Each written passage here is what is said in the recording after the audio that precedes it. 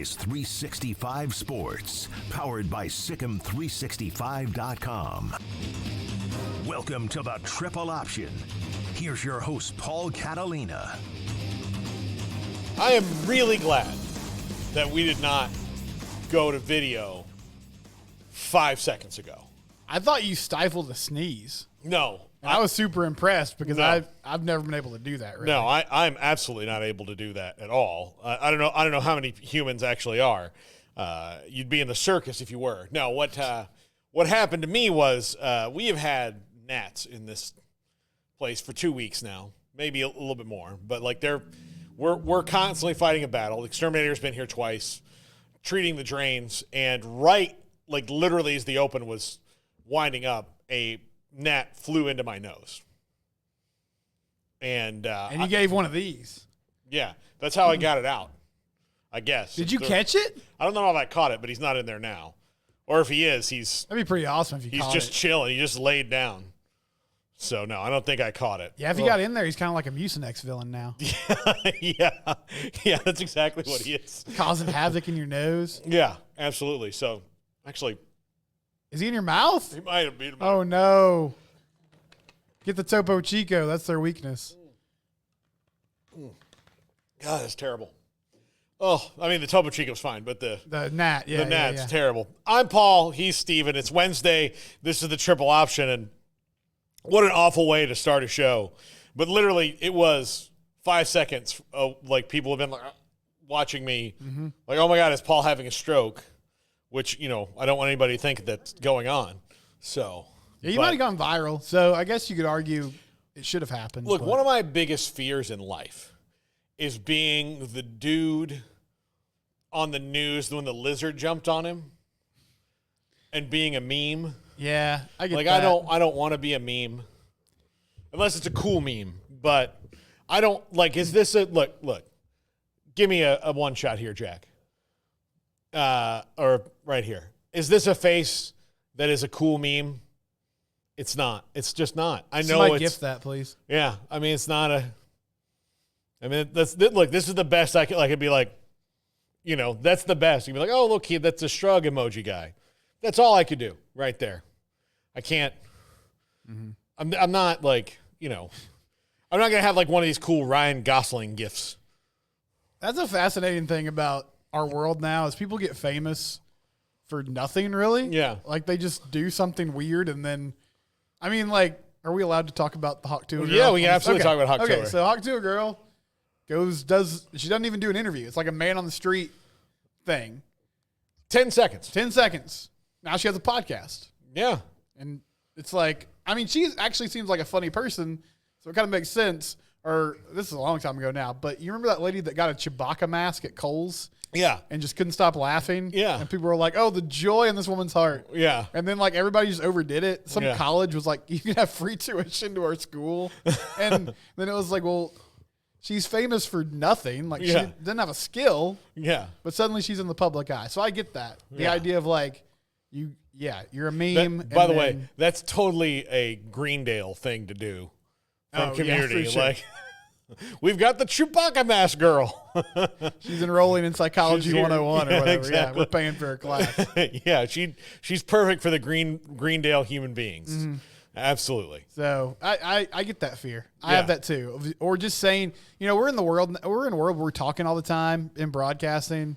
I think about, I'll say something and I think, man, if somebody just clips that like 2 or 3 seconds and just put it out online and it caught on somehow, then I sound like an idiot. Well, so I'm very glad that this didn't happen. Now, I'm sure the footage exists somewhere in the archive at KWTX, but 10 years ago, maybe a little less, but I was doing we were promoting an improv show, and I went to do the morning show with the rest of the group, and we were doing a game, really simple one called "What Are You Doing?" which I hate, but I guess whoever the person was in front of me had me like jumping up and down or like skipping or like something really dainty, because I guess it was funny. I mean, like ostensibly it probably was pretty funny, but like I had I told everybody, like, listen, I don't want to be the lizard guy.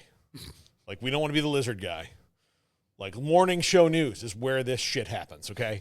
Like, this is where it happens.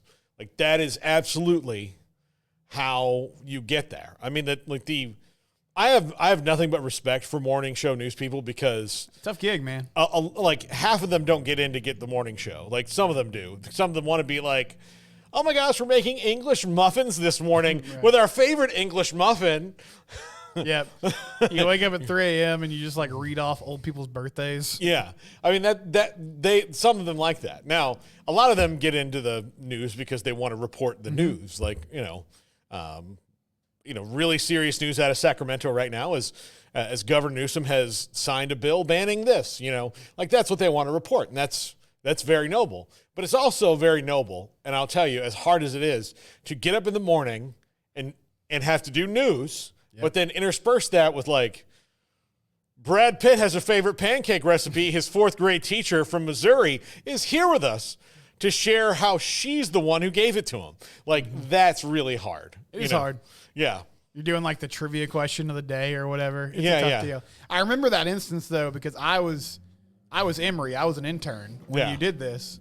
And that day, I think you make the call, you did it solo. Mm-hmm. So you were talking about that. Yeah. You jumping up and down. Yeah.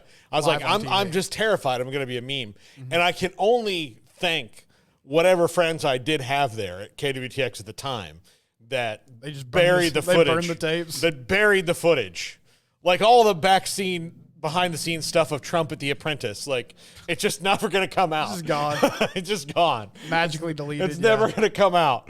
You're never going to see it no matter how bad you may want to. Mm-hmm. But yeah,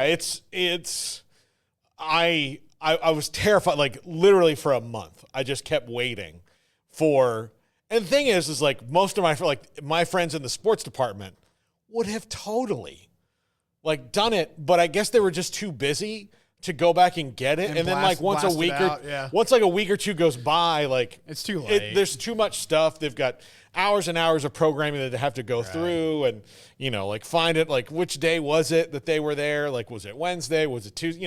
Who knows, but I still live in fear of becoming a meme and not a cool one. I'm not going to be there's very little chance I'm going to be like that meme, right? I'm not going to be that guy. So I get that, man. Yeah. I don't want to be remembered that way. You don't want to live in infamy as like a reaction gif. No, I don't. Now, look, if there's money in it, I guess I couldn't say no to it. I'd have to lean in. I don't think you can really monetize it, though. You just end up like as somebody's IP. Yeah, just like I'd wind up, selling T-shirts with my likeness on it. Yes. Like, here we go. That would be the thing. Like, you can buy the T-shirt of the meme, and then, occasionally I'd be like walking through the mall and be like, hey, reaction guy. And then I'd be like, all right, yeah, sure. Come take a picture. Yeah. I'll do the face. I'd get on, I need to get on Cameo. Yeah. Just giving stern looks to people or whatever. Happy birthday, Duncan. Yay. Well, I'm glad we got a solid business plan if it does happen now. Yeah. Oh, you don't want to hear my sports talk, which is what my career is. You just want the meme. Just want me to make the faces. Okay. Okay, all right. We'll do birthday announcements for $25. Duncan, congratulations on your bat mitzvah or bar mitzvah. Baruch atah Eloheinu. That's what I would do. So I want to talk Big 12 with you, Stephen, today. We have a Cowboys topic we're going to get to before the wheel. Okay. And there are two things that happened this week that have given me great pause about the future and the present of the Cowboys. One of them is Derrick Henry at 30 years old had an 81-yard run. And that also gave me pause last week when he had like a 50-yard run. And so on and so on. He's leading the league in rushing. And then today, the Chiefs, the two-time defending Super Bowl champions, acquired DeAndre Hopkins from the Titans. It can be done, yeah. It can be done. And I'm just starting to wonder, like, what league are the Cowboys playing in compared to everybody else? Like, what rules does Jerry think applies to them that the Chiefs don't have to follow? Right. Like, what's that? That's my question. Like, what is over his head when you... Well, and for an organization that he has said, like, we don't do rebuilding years, right? Like, that's not in our DNA. We're spending too many resources.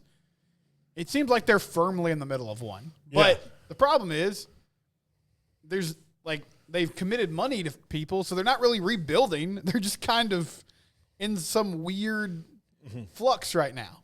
Yeah. So, yeah, it's tough, Paul. Yeah, very tough. Very, very tough. So we'll talk about that in a minute. But, Stephen, you're a TCU fan. You are a TCU alum. You do a TCU podcast, Locked On Horned Frogs, which I will tell you, if I leave my YouTube logged in, is always the first thing that pops up after our show on my YouTube. Oh, well, thank you, Paul. Yes, it's right Kind there. of you. And I watch them because I feel like you're one of my proteges. I don't think I hope you don't slough at that term. No, that's fine. That's accurate. Yeah. Yeah. So one of the people I'm very proud of. So I watch your podcast, and I'm curious in your thoughts on a 10-7 win, which is like not what TCU does. No, I mean, you'll take it. Yeah, you'll take sure. it. But 10-7 win, and then what that game means, if anything, to the future of this team. Well, it was an impressive performance defensively. I mean, I think we can get the context out of the way here. Isaac Wilson and this Utah offense is struggling at the moment. Their OC, I guess, had a self-realization moment after they got shut down by TCU, or Kyle Whittingham had a conversation and they moved on from Andy Ludwig. So there's some transition happening there. I think they caught Utah at the right time. I don't know what it means moving forward. I don't think it means a whole lot as far as I don't feel coming away from this game they're going to go on some sort of run. I think defensively they have shown an ability, if a team struggles to pass the ball and they can commit, extra defenders in the run game without getting burned in the back end. And in the case of Utah and Stanford, like those two teams could not make them pay by having extra blitzers, having more people in the box, then they can have success. A more balanced offense, like I think they'll see this week against Texas Tech, has really kind of done what they wanted against the TCU defense so far this season. And offensively, I mean, the Kendall Browse experience is very interesting. You look at the numbers, like they had over 400 yards of total offense Saturday night. They had a fumble in the red zone. They had a blocked kick in the red zone where they didn't score a touchdown. They had another instance in the second half where they got inside the 10, couldn't come away with points. They don't run the ball well. Teams, I think good defenses are keen on the fact that, hey, we can, allocate more resources to the passing game, put pressure on Josh Hoover, and slow this down enough that they're not going to put together drives. They're also weirdly, one thing that this offense seems to miss that has been a calling card in his past, they don't get a lot of explosive plays. Like they're not taking deep shots down the field. They're not getting those pop plays in the passing game where guys are running wide open. So they're just kind of inefficient, even though they're able to move in between the 20s. So I still feel like this is a group that if they get to 6 or 7 wins, that's probably their ceiling. And you give the coaching staff another year to try to build on it. But I didn't come away like, oh, man, they've fixed a lot of their issues. I will say the effort was really good. And I didn't know what that was going to look like coming off a loss to Houston. And I at least got the impression that Sonny hasn't lost the locker room, which I think means something. And the other thing about the Big 12 is it feels like every week there's a competitive one-score game. So you're going to have chances if you can get out of your own way. Yeah. It's such a bizarre thing for TCU. Like none of this makes any sense to me because the Briles offense is built around the run, not the pass, and they can't run. And they probably do have a bit of a talent issue. I really like Jack Besh at wide receiver, but he's not a he's a chain mover, but he's not a game breaker. He's not a splash play guy. Yeah. I think he's an NFL player. I really do. I just don't think he's going to be that guy who's, he's not Quentin Johnston, that guy. That's not who he is. And they don't have that guy. J.P. Richardson, again, a guy who can get you first downs, but, baby Bucky, he is not. Right. So, I know he is technically baby Bucky, but, he's not. As a football player. Yeah, as a football player.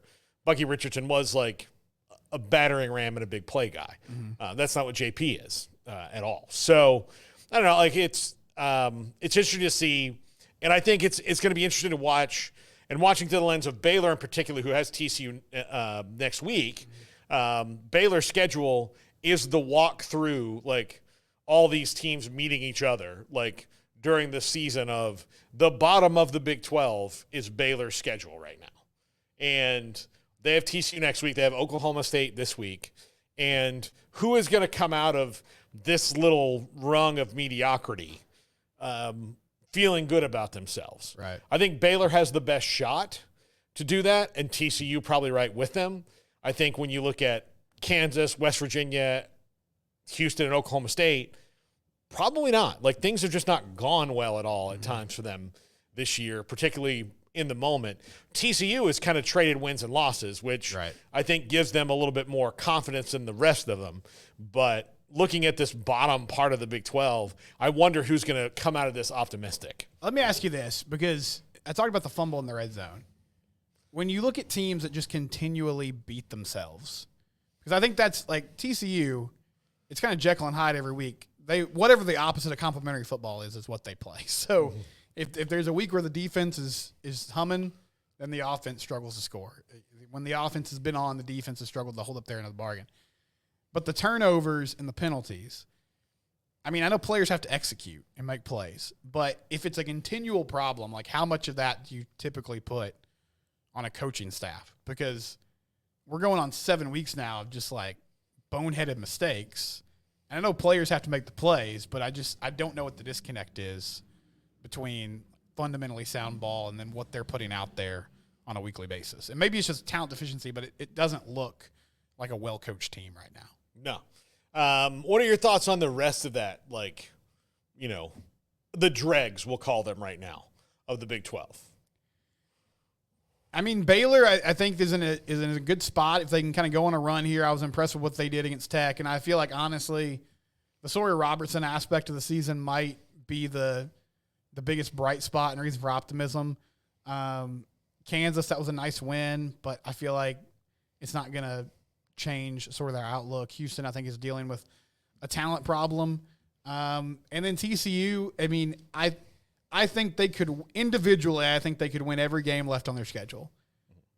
I don't feel like they can play at a high enough level to actually do it week to week. So I believe you're probably looking at a team that finishes around 500 when it's all said and done. But in Oklahoma State, I think this week will be telling in Waco. It feels like a group that is kind of on quit watch. You kind of gave everything you had. That BYU game sort of felt like all right, last stand.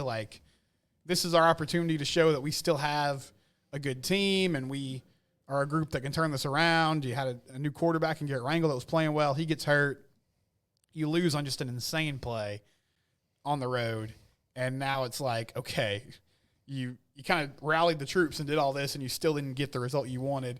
Are they able to look at that and say, we just got to keep, this was a better process and we just got to keep going down this path? Or they look at it and say, well, why the heck are we doing this if it's not going to lead to wins, right? Yeah. So that's the big crossroads they're at right now. My big question about Mike Gundy is how much longer does he want to do this? Mm-hmm. Because he's very begrudgingly, he's gone along with it. He's not been full Dabo, where Dabo's going to fight his way through to the other side on it. And I think Dabo's plan, especially I heard him say some things today, is once it all gets fixed, I won't have to worry about the transfer portal because maybe it won't be such a big deal, because, we'll have contracts with these players. They won't want to leave, all those kind of things. And maybe he's right. But Mike Gundy, has, really kind of sounded the alarm about, hey, we lost these players in the portal because we didn't have the budget for them. You know, I'd like to, but it's just the nature of how it is. And it's kind of wild to me that, you know, there was a time where maybe you just go to T-Boone and be like, hey, we don't need any more facilities. We need these guys. And he's no longer with us, obviously, right. So they don't have that. A place like Oklahoma State is only going to have one T-Boone, unlike Texas, who has like an A&M and schools like that who have like all the rest of them. You know, so it's different. You know, Barry Switzer's even saying, like, I don't know if we can compete with Texas NIL-wise, which I find somewhat laughable, but, I mean, maybe he's right. I mean, he would kind of know, right? Sure. You know, but. The weird thing about Mike, too, is there was a time where Mike Gundy was – I mean, would you say he was a hot coach on the market, Paul, or was he just the guy that, like, he definitely loved a good interview? Like, he was kind of like, if you guys got some shrimp cocktail and I can – go to a new city for a couple days or a day. I think he and his agent knew how to make Oklahoma State scared, because outside of him and, like, you know, like a couple coaches in their history, everybody else is springboarded there. Mm-hmm. Les Miles, Jimmy Johnson, like, you know. Now, granted, he took over after Les Miles, and there hasn't been another coach there since then. But, you know, that, like, before Les Miles, it was like either a failure of a coach or a guy who, like Jimmy Johnson, springboarded from Oklahoma State to Miami and then springboarded from Miami to the Cowboys, you know? So, like, I think that's what they're afraid of, and they finally just didn't have it, and they had a guy who wanted to be there, it's his alma mater. You know, he, you know, doesn't want to leave. Like, I have a feeling that Mike Gundy, like, doesn't like road trips because it's too far away from, you know, the Circle K he likes, you know, like they don't have that crisp Coke that he likes out of the Polar Pop machine. Yeah, like this is the one that's good. I like this is, you know, I'd love to go fishing on a different lake, but not all day. Like, you know, like all day is like, that's when I go to Lake Texoma. That's to my place there. I like here. This is where I like. But he has very successfully, especially particularly when Arkansas is open, he's been able to use that for a raise a few times, because Arkansas has been a revolving door of coaches who have failed. Mm-hmm. So because of that, Mike Gundy's been able to be like, that wouldn't be so bad, you know. Called hogs and such, you know. They got hills, you know. It's a little greener over there. Heard the barbecue's pretty good.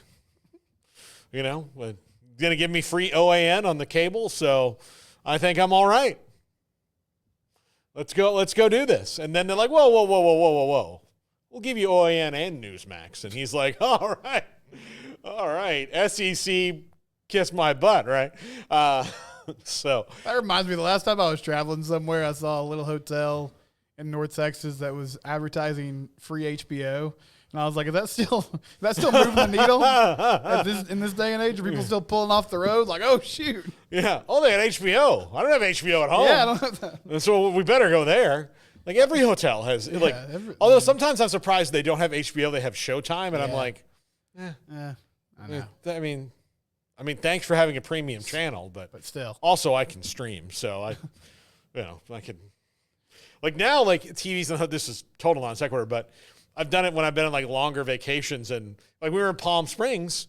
You know, you're outside in the heat. Like, you got to come in and do something. Like, you got to rest because she just takes it out of you.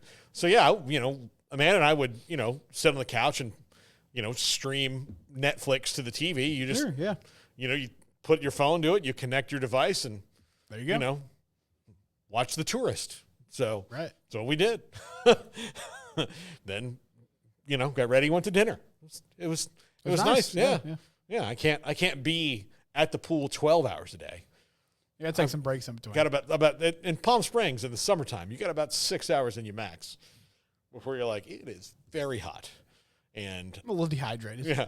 I'm also a little dehydrated because this guy keeps coming around going, hey, buddy, another one of those? And I go, you know it, Rob. You know it. Oh, Rob. Classic Rob. Thanks, man. Such a nice guy. Every day he's coming around. And then at the end of this, he gives me a bill that I I'm pretty sure is $18 and not $180. I'm just, it's just hot and I'm a little drunk. Rob, I thought we were cool. How did we get here, bud? How many nachos can you eat, sir? What? I mean, I have my morning nachos and my mid-afternoon nachos and then my right before the room nachos. Yeah. What do we, I mean. There's nothing weird about this. There's nothing weird about it. I mean, yes, and there were some chicken fingers in the middle, but you have good chicken fingers. Rob, get with it. So when we come back, a short little segment on, Steve and I are both Cowboy fans, on Jerry Jones and what world are the Cowboys living in? Mm-hmm. And how do they not? Here's my question. They have not reacted to any of the goings-on around them with any kind of change, other than firing or hiring a head coach. But for now, 20 years, like no matter what the teams around them are doing, they don't respond in kind very often. The Amari Cooper trade is the last one I can think of that they did that, and it worked out. And that's the reason I'm like, well, you know that one worked. Like, yes, Roy Williams and Joey Galloway didn't work, but Amari Cooper worked. That one did, yeah. Joey Galloway probably would have worked had he not torn his ACL in the second game he played that first year. Roy Williams, okay, there were two wide receivers on the trade market. There was Roy Williams and Anquan Bolton, and you picked the guy who was a little flashier as opposed to the guy who was actually really good. Mm-hmm. So when we come back, we'll talk about that. And then the Wednesday Wheel, where we're going to name celebrity stadiums. That's right. This is 365 Sports.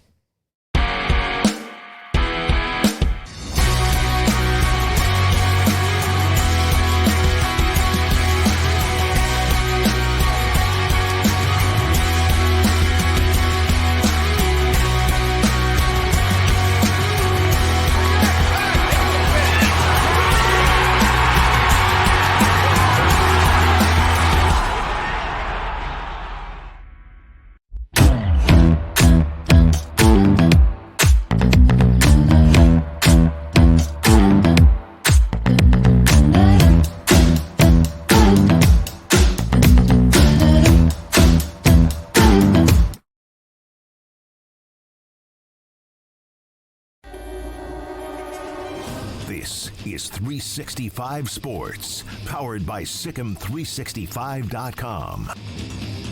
Welcome to the Triple Option. Here's your host, Paul Catalina. Hello. Welcome into the Triple Option on 365 Sports. I'm Paul. He's Stephen. No bugs in my nose and or mouth on this Positive transition. Start. So Yep. There we go. We are fine. There's like bug, fruit fly traps like all over this place. If you look in the bottles, it's a graveyard. I've got Zevos. I'm pouring vinegar in drains. I've got exterminators coming. But right now, the Nats are winning. Mm. Yeah, this is like Caddyshack. They're organized. They've got a plan. They're coming at you. They've got a plan. We hit them hard, and they're hitting back. So there's only like 6 of us, and there's billions of them. So yeah, I might need to do like a prayer walk around here before I leave or something. yeah, I'm gonna have a shaman come in. Just bring Kyrie Irving down, just so you can do some 90 miles away. Yeah, incense or whatever he was. I'll just in the arena. I'll just tell him that it was caused by the COVID vaccine, and he'll run down here and fix it right up. So. Zachary Levi's that way too, former star of Chuck and Shazam. He's in Austin now, so we can get him up here and, get it all out of here. Get all the bad vibes and Nats out of here. Yeah, exactly. So, Stephen, I don't take a lot of time to talk about the NFL on the show, although I'd like to. And I feel, especially when you come to Jerry Jones topics, they can get kind of on a hamster wheel of just going around and around and around and around and never going anywhere. So my question to you is, in light of like other teams, like look, the Bills made a trade for Amari Cooper.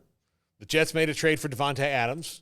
And the Jets made a trade for Devontae Adams because their petulant, childlike quarterback decided that I want my friend here. I'm not going to be happy unless my friend is here. And, then he called his friend and was like, hey, you should come here. And his friend's like, yeah, I like you.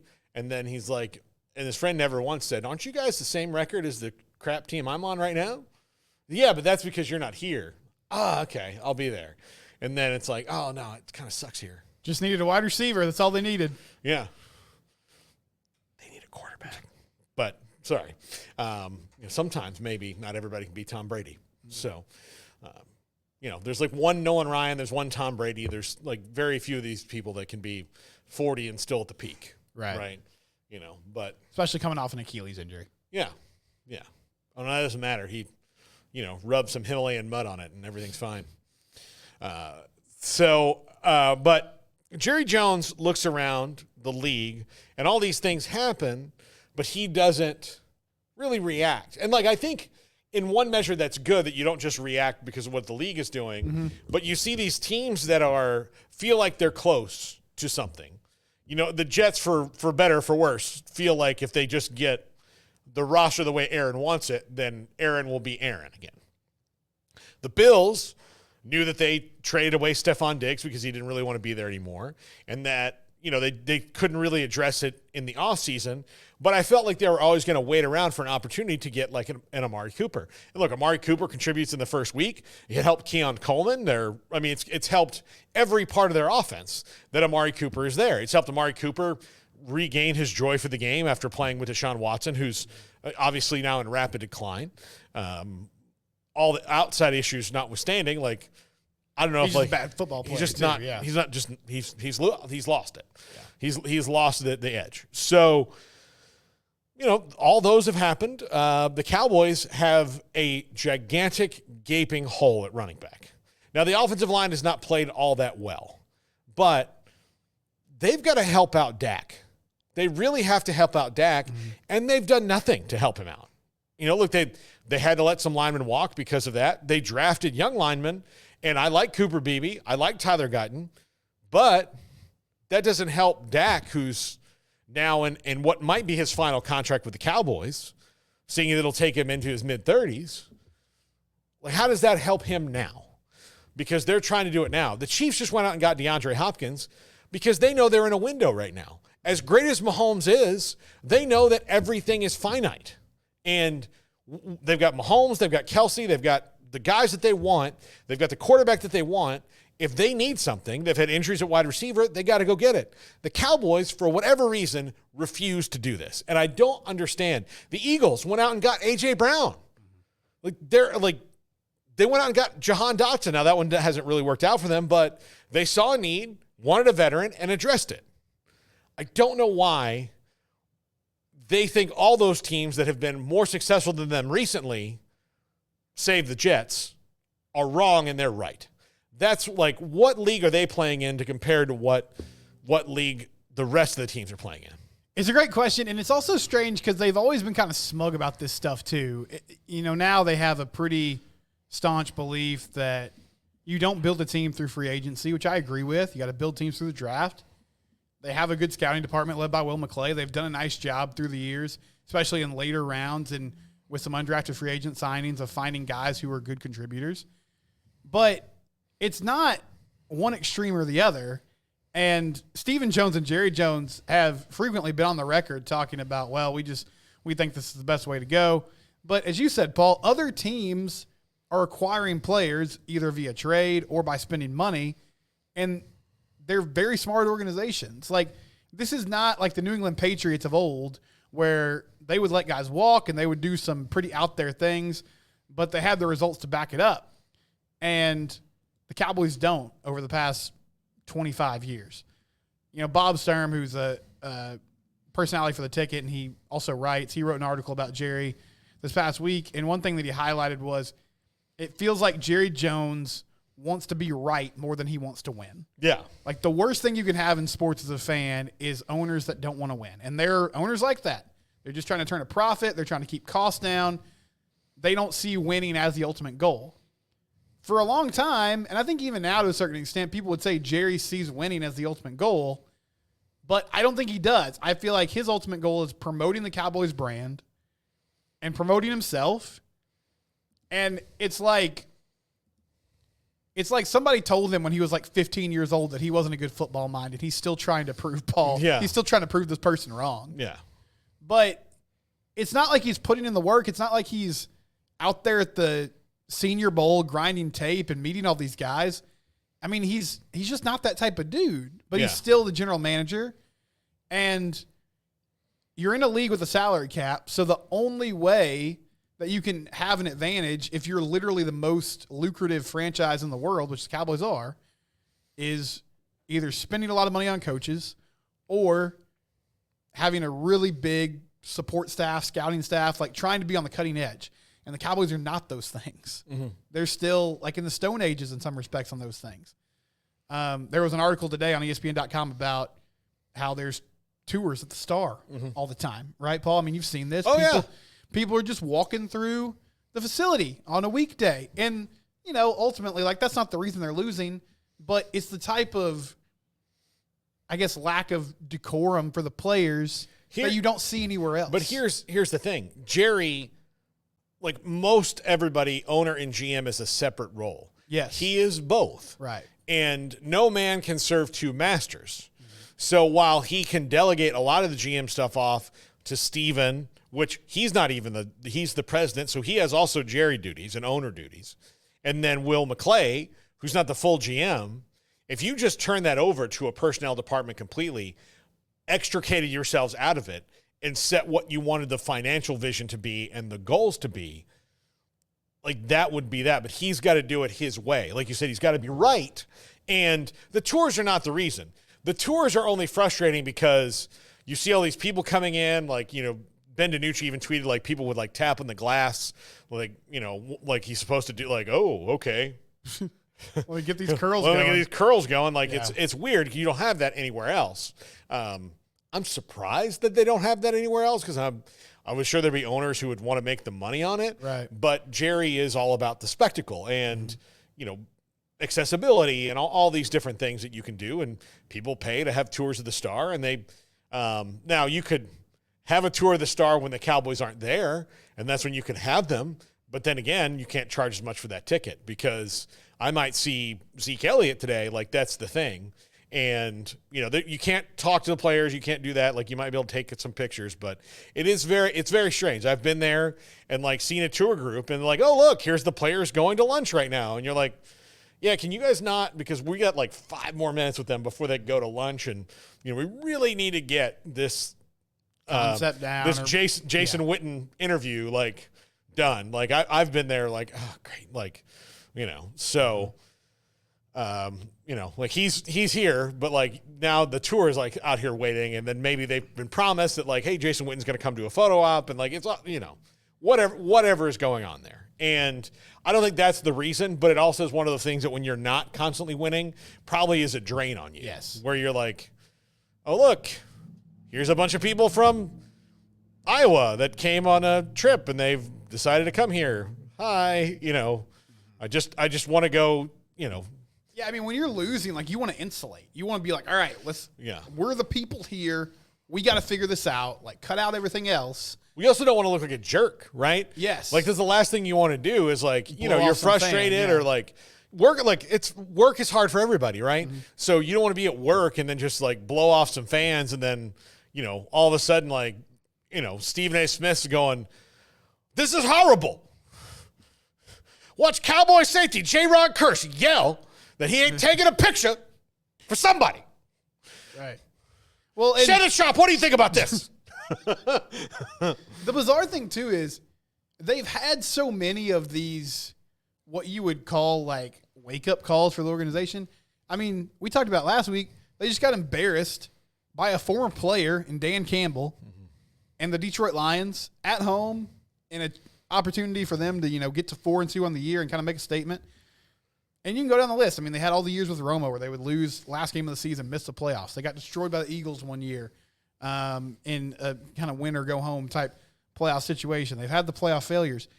And Jerry has to talk after all these things because he hosts a little media scrum each and every week, which he's also the only person in that position that does that. But that's a whole nother conversation.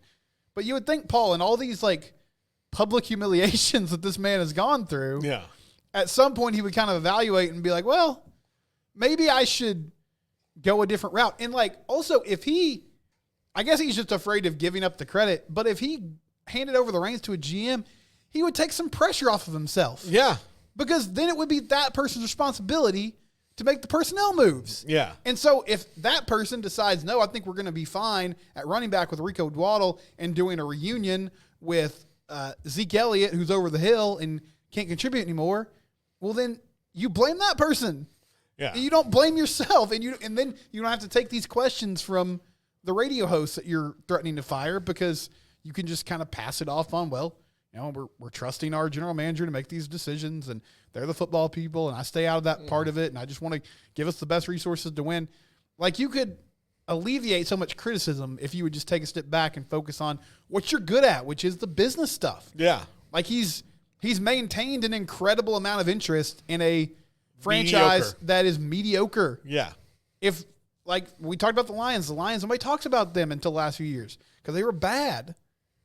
So, like, if the Cowboys are bad, they still get talked about every week because it moves the needle, because they're still relevant because of what he's done. But he can't put a team together that matches the aura of it. And I'm surprised he hasn't noticed the feeling of the Super Bowls to compare. Not like, you really want to be talked about? Mm-hmm. Go win. Yeah, go win. Go take down Mahomes. Right. You'll be America's team again. I promise you that. But they're not now. Documentaries about you and stuff. Yeah, exactly. And you won't have to make documentaries about yourself. Right. I can tell you, there is nothing sadder than making a documentary about yourself. Like, somebody needs to come in and say, we're going to make a documentary about you. Mm-hmm. You don't need to be like, hey, let's make a documentary about me. What an eye-opening thing to me with this topic. What was the Amazon Prime series? Was it like All In or All Access? They follow the Cowboys for a season, right? It's kind of Hard Knock style, behind-the-scenes stuff. And you always heard about Jerry meddling with coaching decisions. But you sort of take it at face value. Like, people don't always know what's going on. And, like, one of the very first scenes, they're having a coaching meeting. Like, not even like a big picture, like, goals for the year. We're talking strategy for the week. And Jerry's sitting there next to Jason Garrett, like, leading the meeting. And it's just like, wait, this is real. Like, he's not hiring people and empowering them to do their job. He's just sitting next to them, holding their hand and making sure they're doing what he wants them to do. Jocks to socks. Yeah. I mean, it's still that way. When we come back, the wheel. This is the triple option.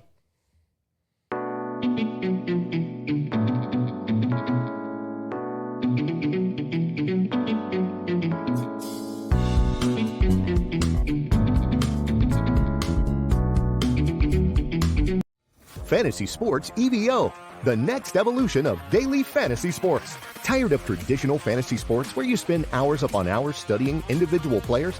EVO's unique team-based platform makes it easier than ever for all sports fans to play. No need to know individual players. Just choose your contest, select your teams, and enjoy the game. Whether you access our website from a desktop, mobile device, or the app, the experience is the same. EVO is for all sports fans. Join Fantasy Sports EVO and experience the evolution. This is 365 Sports, powered by Sikkim365.com. Welcome to the Triple Option. Here's your host, Paul Catalina. Welcome back to the Triple Option on 365 Sports. I'm Paul Catalina alongside Stephen Simcox, and it is time for the Wednesday Wheel of Whimsy, and this is Celebrity Stadium Names. Yes, this was inspired by last night, and you guys are having Casey Keeler on the show today, right? Yep. So and our guy, Kavion Gaither, made a big interception in the game. Yeah. He did. Cats, Connolly. Sam Houston, they go into Pitbull Stadium, played FIU last night. They won. They're bowl eligible. And it was named this year Pitbull Stadium in honor of the rapper Pitbull. Dale. I don't know if he's an FIU alum or if he's just he's Miami. Okay. He's just Miami. Mr. Miami. He's just Mr. Miami. Yeah. On Miami Vice night. Yeah. They lost to Sam Houston. Yeah. But it made me think, if we're going to give naming rights to celebrities, who would some of those people be? So we got schools and celebrities here. Okay.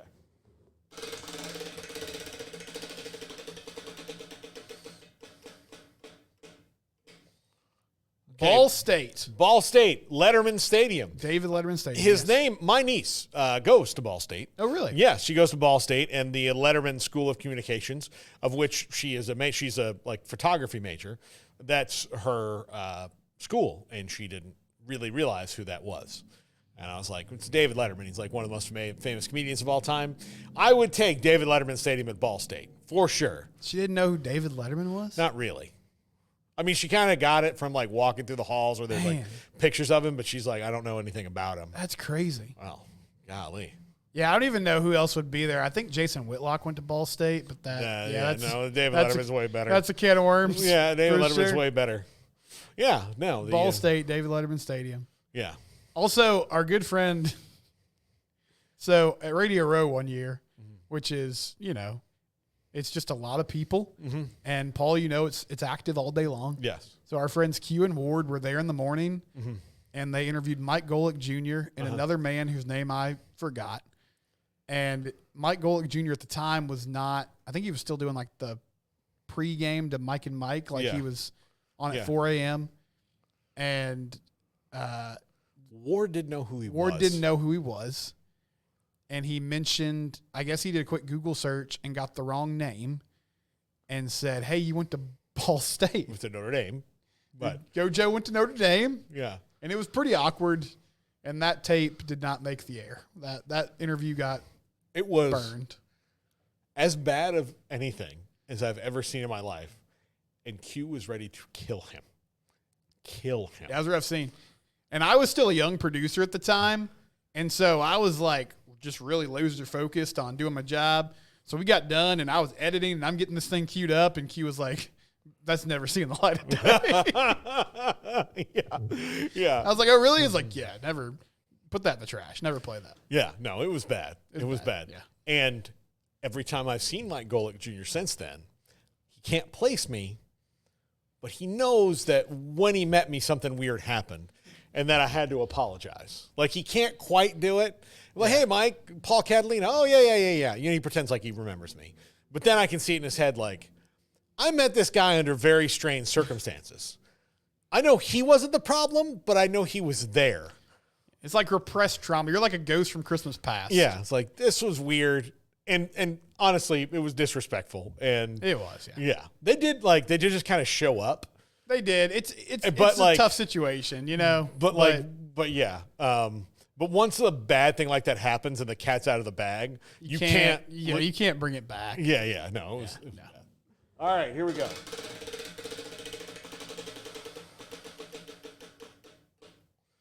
USC. They play at the legendary LA Coliseum. And by legendary, I mean old. Like, that's one thing they need to, throw a couple coats of paint on. Mm-hmm. Maybe do some things with. You say Snoop Dogg Stadium. Snoop Dogg Stadium. I'm pushing back. Okay. Snoop Dogg, not an alum, although he's probably the most famous USC fan. Mm-hmm. I'm going to name it Will Ferrell Stadium. Will Ferrell is an actual, maybe even better, George Lucas Stadium. Steven Spielberg Stadium.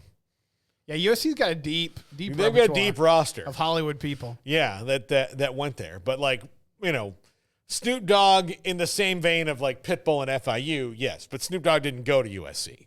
I would maybe if I'm USC have more of an alum flavor to it, right? So I'm gonna say, let's name it after George Lucas or Steven Spielberg. In fairness, Snoop Dogg also seems like a guy who just kind of jumps to whatever team shows him love. Or he's friends with a guy, yeah, right? He's friends with a lot of people. So yeah. So he's not as committed to USC as like a Will Ferrell is. Yeah. No, Will Ferrell is he's deep in it. Yeah. Here we go. Okay.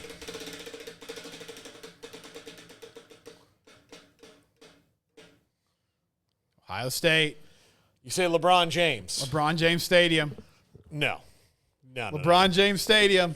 No. He said that's where he would go to school, Paul, if you played basketball in college. He didn't go to school there. He didn't go to school there. So the basketball stadium or the football stadium should be named after him. Oh gosh. Let me do a little quick Google on Ohio State celebrities. I mean, there's plenty of football players that you could name it after. You could name it Archie Griffin Stadium. Okay. Famous Ohio State alumni. Honestly, Kirk Herbstreit's made a great career himself, but he's kind of polarizing. Oh, look, this one's no-brainer. Jesse Owens Stadium. Oh, yeah, that's a better one. Jesse Owens Stadium. I mean, there's no one else. By the way, in this article from the Columbus Dispatch, Urban Meyer is also listed right underneath Jesse Owens. Urban Meyer, who's on a show that has stolen the name of this one. So I'm going to really lean into this. Yes, I know he won a national championship there. Mm-hmm. I get that. But to put him in the article right below Jesse Owens, like maybe the most important athlete of the 20th century in a lot of regards, for what he did and how he fought through it and where he did it and who he did it in front of. There's a little bit of difference in character there. Yeah, a little difference than, being a black athlete that dominated the Olympics in front of Hitler, who didn't think you deserved to live. Then I'm just really good at coaching football. So, also Jack Nicklaus, R.L. Stein, famous Goosebumps, Richard Lewis, the late Richard Lewis, a comedian. All these I would rather have than the name of the stadium than Urban Meyer. Let's see. Alan Freed, famous DJ. Bobby Knight was there, but George Steinbrenner. Patricia Heaton of Everybody Loves Raymond. No wonder I hate Ohio State. Is it Gary LaVox or Laveau that's the lead singer of Rascal Flatts? Oh. Ohio State grad. Well, that does it. I'm never pulling for you for anything. Life is a highway. Just canceled out Jesse Owens for me. When my wife and I first got together, we were in the car listening to the 80s station, and Life's the Highway came on, and it's the first time she had heard the non-Rascal Flatts, or maybe it was the 90s, whatever it was, but late 80s, early 90s.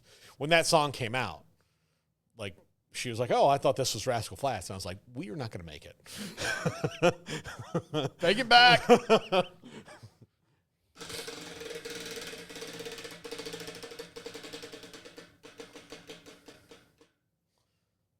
Arizona State. Jimmy Kimmel. Yes, I'm all for it. He sponsored a bowl game. Kimmel Stadium works. I like Kimmel Stadium. I like that. Although, to mess with him, they should name it Matt Damon Stadium. That'd be funny. If anybody's ever watched that show, it's the longest-running joke in the history of television. They've managed to make it better each and every time. Keeps bumping Matt Damon. It's never been a guest on the show. There was one time when he was in what was the movie they did about the World War II, people who were, saving the art? Bill Murray and George Clooney and John Goodman were all in it. Oh, yeah, I can't think of the And name. so anyway, Monuments they were all Men. there in the cast, and they all had, nice, comfortable chairs, and he made them sit on, a little tiny stool. The Monuments Men. Thank you. Yeah, Monuments Men. He made Matt sit all the way at the end, and then they just asked disparaging questions about Matt the whole time. That's how they promoted the movie. Yeah. It's turned into a great, almost universe in some ways. Just Yes. him, his beef with Matt Damon. Yeah. All right, here we go.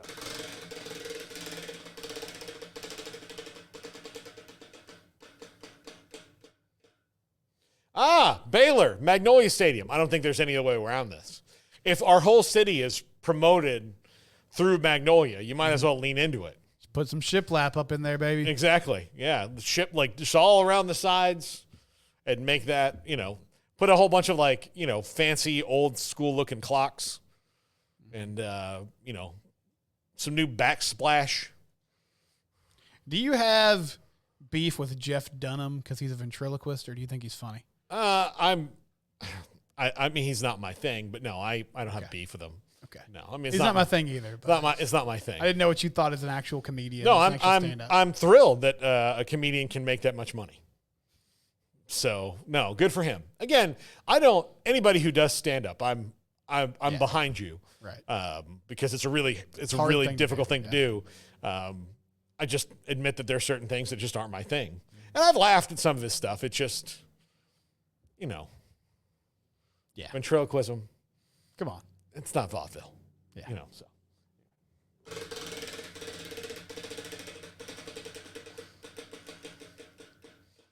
Oh, no, absolutely not. It should not be Paul Catalina. Paul Stadium. Catalina Stadium. Come on. No. Burt Reynolds needs everything. There's not enough stuff at FSU that's named after Burt Reynolds. I would name everything After Burt. after Burt. The most famous person to ever attend Florida State University. I'm going to start Even more so than Deion Sanders. I'm going to start a change.org petition to get your name on the stadium, Paul. I don't know how many signatures we'll get, but we're going to give it a go. Not many. There was a push recently to pull Doak Campbell's name off the stadium because he was the university president that built the stadium when it was first built because he was not really a huge proponent of desegregation. I wouldn't say he was an opponent of it, but he was not speaking out. He was not on the fort. Like he was like, whatever happens, happens. Leave me out of it. Yeah, pretty passive about it. I'll do whatever the people say, but I'm not about to in North Florida in the 60s or 50s go, we need to do this. And that was kind of his position was he was just gonna let it happen. And I don't think that's fair to take his name off the stadium for that. But if you just wanted to name it after Bobby Bowden, like it's Bobby Bowden Field at Doak Campbell Stadium, which I'm fine with. I would rather just call it Bobby Bowden Field. Like that's what I'd rather it be. But if you're naming it after a celebrity, then it's got to be Burt. It's got to be Burt Reynolds. And then you have like the Lee Corso weight facility. Yeah, Burt's greatness. That makes sense.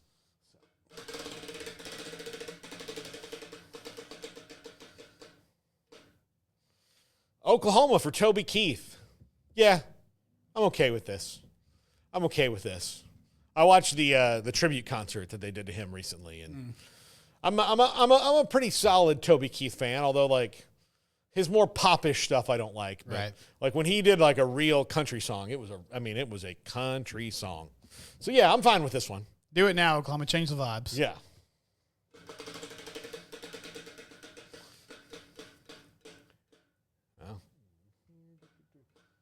Kansas State.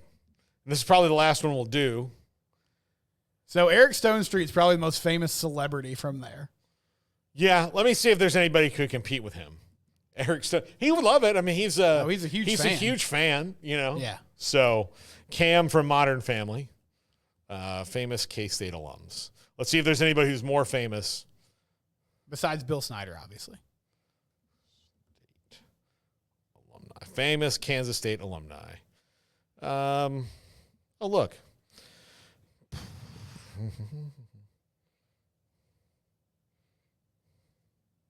I mean, they've got some impressive people. Like politically? Yeah, like they've got really,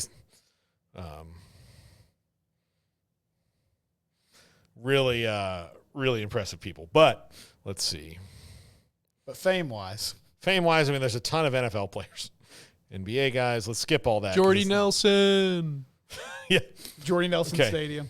The Packer fan screams from the gallery. Okay, so in his world of entertainment, the next step would be Kirstie Alley.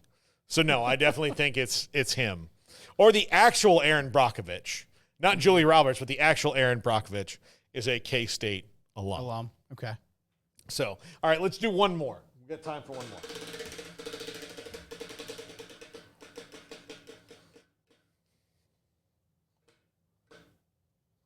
All right. Yeah, I think McConaughey's like, look, he's essentially marked his territory anyway. Minister of Culture. Yeah, he's the minister of culture. It can't be not Darrell K. Royal, but if you're going to name it, if you're going to do a corporate sponsorship, if you're going to do a corporate sponsorship like this, then it would have to be him. Glenn Powell's chasing him, though. Yeah, Glenn Powell's He's running right after him. New McConaughey. Yep. Yeah, he's look, he's doing movies with Richard Linklater, Hitman, which is really good. It was good, yep. Yeah. I mean, he's doing Glenn Powell's chasing him. He's doing these romantic comedies with the hot girl of the minute. Like, he's certainly stealing all McConaughey's moves. It's fine. Like, Matthew's not mad about it. No, he's not. He's just running the playbook. Yeah. But you're the next dude from Austin. Go for it. I think he lives there. I don't think he Yeah, he does. Yeah, he lives in Austin. He's not, that's not a hard thing to do for Hollywood anymore. But, when Matthew McConaughey did it originally, like him and Sandra Bullock's like, ooh, they're living in Austin. Wow, neat. Now it's old hat. They're one of many. So, Stephen, thank you very much. Thank you, Paul. TCU Tech this weekend. Does TCU win this game? Yes, they do. Okay. All right. Well, that's going to inform my pick 'em. I'm 2 games behind Craig, chasing him for the lead. Today, we've got Sam Houston State coach Casey Keeler off their big win last night. They are bowl eligible after their 2-year wait period, so they are going to go to a bowl game. So congrats to Sam Houston State. We got Mike Craven of Texas football, and we have Zach Gelb on the show today, and Kendall Kaut from Big 12 Media Days will join us as well. That's all coming up this afternoon on the main show. This is the Triple Option on 365 Sports.